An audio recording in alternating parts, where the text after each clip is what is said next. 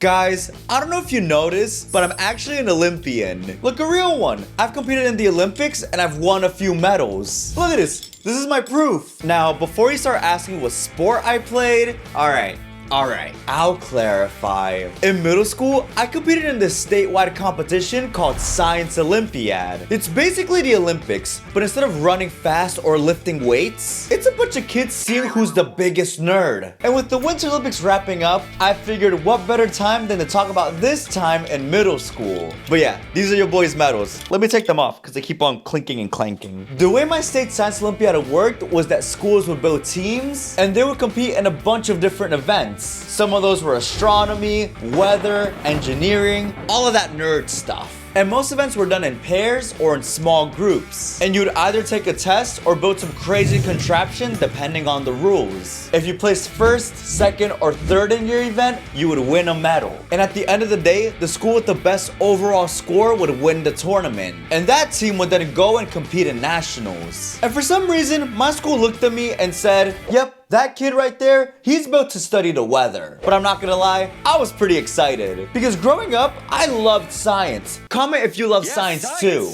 So I signed up immediately and chose the 3 events that I would compete in. Meteorology, astronomy, and something called boomy lever. Now, I had no idea what a boomy lever was at the time. But let me tell you something. That event alone almost gave me a heart attack. More on that later. Every single day after school, the team would meet up for practice. And the coaches were our science teachers at the school. The freaking all-star cast. And it was actually a pretty chill environment. They'd give us pointers, explain the competition, and help us prepare. But while I was practicing with the team, I started noticing a trend. For some reason, everyone in our school had beef with another school called Barrington. I'm talking full annoyance. Like kids who competed the year before, they would randomly yell out, "Barrington." And I'm sitting there like a newbie like, bro, who is Barrington and what did they do to us? And looking back at it, those were simple times. Because back then, the biggest thing stressing me out was studying clouds and competing alongside a bunch of nerds. As I'm getting older, I have to do a lot more adult things. I gotta buy my own groceries, do my own laundry. But the one thing that still gives me anxiety is making phone calls for appointments. That's the one thing I took for granted when my mom did everything for me. I get shy on the phone, or what's worse is getting put on hold. I've waited 15 minutes to talk to someone. And when we're scheduling, I'm going back and forth on what times work best. I can't do that day. How about next Tuesday? No? I end up booking something weeks out. It's really frustrating. There's gotta be a better way because I'm tired of putting my appointments off. And that's where today's sponsor, ZocDoc, comes in. True story, before they even reached out, I actually used them to book an appointment. And I got some good things to say. ZocDoc is a free website where you can search and compare high quality in-network doctors to find the one that's right for you. When I first moved to Boston, I needed to find a dermatologist nearby who took my insurance and could see me within a week. Fun fact, I have some vitiligo on my right arm, and I didn't want to call one office after another. So, I found ZocDoc. And it was so cool that I could filter for in-network doctors and see real patient reviews. I was then able to see each doctor's availability, and I booked someone who could see me the next day. I found an amazing doctor, and booking a follow-up on ZocDoc was just as easy. Appointments usually happen within 24 to 72 hours, sometimes the same day. They have over 150,000 providers across all 50 states, from primary care and dentistry to dermatology and eye care. You can book in-person or video visits, see real-time availability, and schedule instantly. No phone calls required. I actually booked my new primary care doctor on ZocDoc from the beginning of this sponsored segment. Yeah, it's that quick. So stop putting off those doctor's appointments and go to ZocDoc.com/Horchata Soto. Go there to find and book a top-rated doctor today. And now, back to middle school me trying to beat Barrington.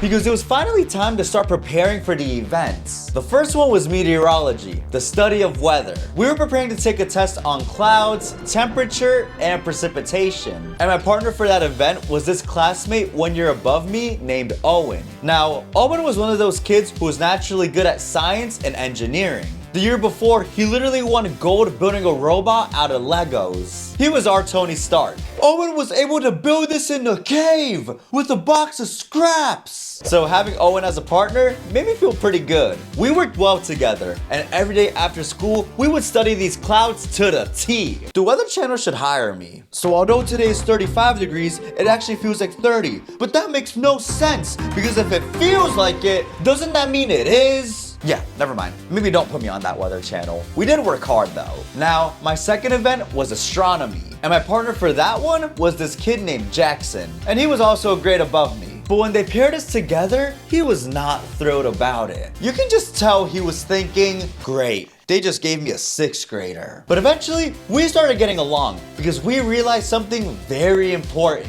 We had the common enemy, Barrington. Apparently last year, they swept the competition. Gold after gold, no other school stood a chance. Every year they dominated and they went to nationals. All right, if we're gonna be Barrington, we gotta lock in. Now, both meteorology and astronomy were test events, which meant on the day of the competition, everyone would sit in one big room and take a huge science test. But there was one interesting rule. You were allowed to bring one sheet of paper with notes to help you out. Pretty much a cheat sheet. And oh, that was game over. Because we decided we were gonna put the entire internet on that paper. I'm talking size 4 font. Pictures, diagrams, social security numbers, anything that could possibly show up on those tests. Bro, our cheat sheet looked like a freaking terms and conditions page. And the irony was, it stopped being about who studied the most. It became about who could get the most creative with their cheat sheet. And what was funny was that the rules said that we could bring one sheet of paper,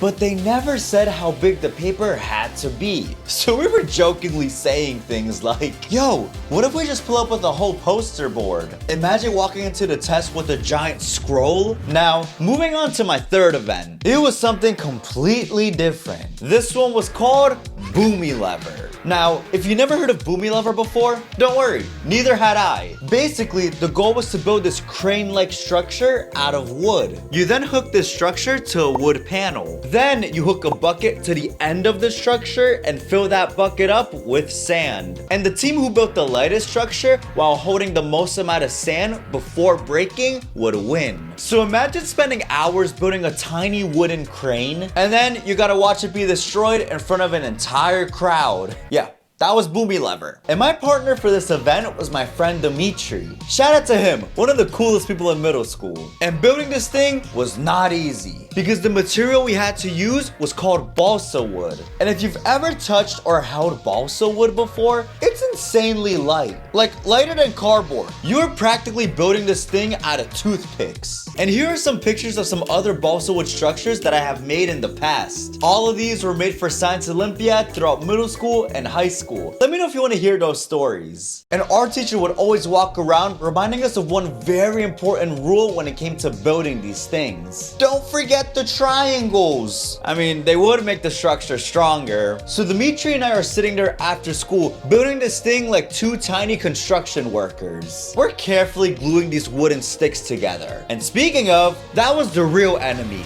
the glue. Because we had to use super glue. And it wasn't any normal super glue. It was industrial strength super glue. And if you weren't careful with it, that stuff would get everywhere. On the table, on paper, and worst of all, our hands. There are multiple times where my fingers would get stuck together, and pulling your super glued fingers apart would hurt. Yeah, you gotta be really careful and not rip your skin apart. All of this for Barrington. And one time, I even got glue on my shoe, and my shoe got stuck to the classroom floor. Jorge, what are you doing? My shoe wants to stay in the classroom. But despite all that chaos, Dimitri and I kept on building. And finally, after weeks of building, testing, me and Dimitri finally had our final Boomy Lever for competition. And now, all we had to do was to see how it would handle on competition day. So now, let's fast forward. After weeks and months of building and studying, it's finally competition day. This wasn't happening at our school gym or anything like that. They held this competition at a college campus on a Saturday though. So imagine this visual, a bunch of middle schoolers pulling up to a college campus. We're carrying binders, wooden cranes, calculators. It was the Nerd Olympics. Oh, and not gonna lie, I felt pretty intimidated seeing kids from other schools. Like, I'm over here realizing that other kids have lives and they took time to study. There's a word for that. What's that feeling called? Somber? Not the singer. I mean Sonder. It's that feeling when you realize that there are other people who are living lives just as vivid as yours. But anyways, I'm sidetracking. I was focused on one thing and one thing only. All right, where's Barrington? At this point, I heard their name so many times. I was expecting them to walk in like the villains of a movie.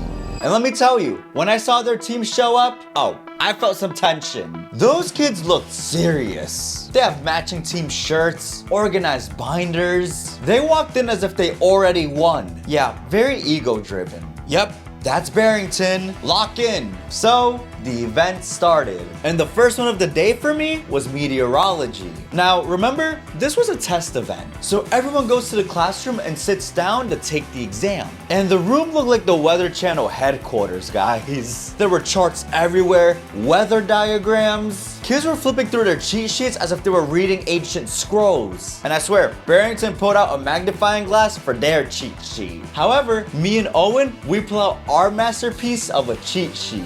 You needed a microscope for ours. Cause that test was a breeze with our encyclopedia of a cheat sheet. The test went pretty well, not gonna lie. And you can feel Owen's Tony Stark-like energy. We're answering question after question. Shout out to the homie Owen. Next up was astronomy. And this one felt a little more intense, not gonna lie. Because when we walked into that room, everybody looked like they were about to launch a rocket. Kids had star charts, constellation diagrams. It looked like a space mission briefing. So Jackson and I sit down and we start taking the test. And we're doing pretty good. Until suddenly, something happens. One of the kids in the room gets called out by a judge. And apparently, this kid, he had an earpiece. An earpiece! He was using that to hear answers from the test. Oh, and he was disqualified immediately. The judges did not tolerate that at all. And I've never seen a cheating scandal that insane in my life. Cause we all know the typical cheating. Oh, I'm on my phone or I'm looking at someone else's paper. But bro, for this one, homie was a spy. And the whole room goes silent after that. All right, this is serious. But me and Jackson, we finished the astronomy test feeling pretty confident. And finally, it was the event that I was waiting all day for. Boomy lever. The way boomy lever worked during the competition was pretty anxiety inducing. You're in line waiting for your turn. And every 5 minutes or so, snap, pop. You can hear all the boomy levers cracking and breaking from the other teams. And shortly after, it was our turn. We walked into the testing area and they weighed our structure first. Then it got hooked on the wall and finally a bucket was chained to it. Alright, start whenever. Alright Dimitri, let's go slow. We slowly start pouring sand into the bucket with cups. And the entire room was watching us. And we're carefully adding cupfuls of sand, making sure that the bucket isn't rocking back and forth. One wrong move and it's over. 30 seconds in, the structure starts bending slightly. I noticed that the chain is being used is slightly different from the one that we've been practicing with. It's literally double the thickness and weight of the one at school. And at this point, I can feel everybody leaning forward and watching our structure as it's bending more and more. And I freak out because remember, the more sand you add before it breaks, the more of a chance you have of winning. Change of plans, Dimitri. Go fast! Now we're filling up this bucket with sand more and more, faster and faster before the boomy lever inevitably breaks. It's warping, it's bending until out of nowhere, crack! Our boomy lever explodes. The bucket drops and we have sand all over us. Months of hard work led up to this moment. The judge measured the bucket and it was actually a pretty good score. And Dimitri and I look at each other like, all right, we might have done something here. So now all the events are done. And 1 hour later, everyone gathers in this big central room for the award ceremony. This is where they start announcing the winners for each event. Third place, second place, and then first place. And right away, you start hearing one name over and over again.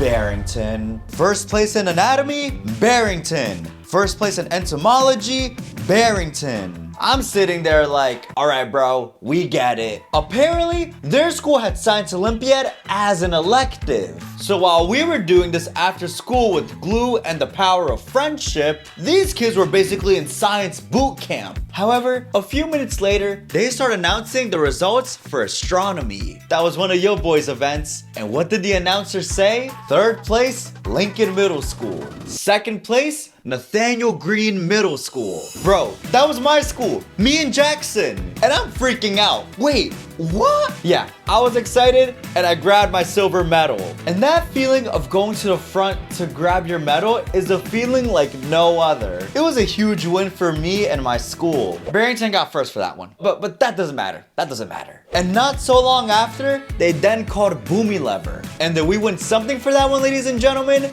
Drum roll, please. Nope.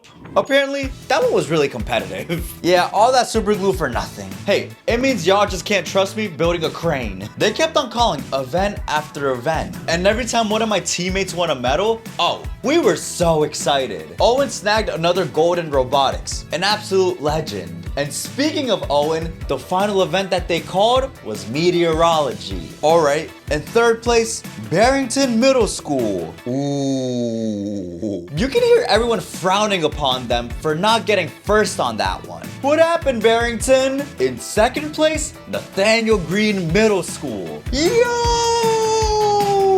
Yes, sir, your boy got a second silver medal. And the hype for this one, we were ahead of Barrington. I'll take that over gold any day. Your boy was cooking. And the craziest part was at the very end of the ceremony. They announced the overall team results. In third place, our school, Nathaniel Green Middle School. Oh, they gave us a trophy. We were so excited and we were losing our minds because we didn't have crazy resources. We didn't have a class dedicated to this. We just had after school practices, balsa wood, and again, the power of friendship. Barrington still won the whole competition. Of course they did. But getting third place overall for our school, that felt like we just won the Super Bowl. And yeah, that's the story of how your boy became an Olympian. All right, maybe not a real Olympian, but 2 silver medals in the Science Olympiad?